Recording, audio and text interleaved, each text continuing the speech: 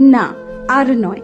আবার ধরলাম কলম আর খাতা, যেখানে সবটাই কালো দেখি, পাচ্ছি না খুঁজে সাদা। শান্তি কোথায়, কোথায় সবার স্বাধীনতা? পরের প্রজন্মকে কিভাবে শোনাবো এই নির্মমতার কথা?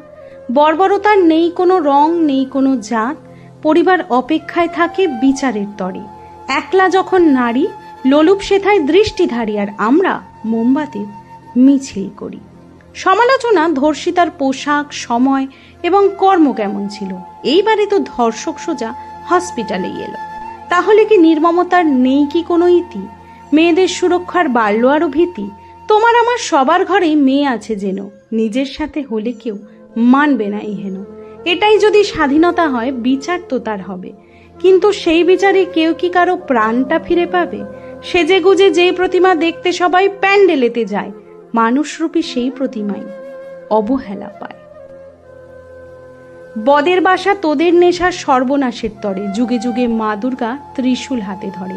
একান্ত অনুরোধ ধর্ষিতার নয়, ধর্ষণকারীর ছবি ভাইরাল হোক, আর খবরের ফ্রন্ট পেজে ধর্ষণকারীর আর্তনাদ রাখা।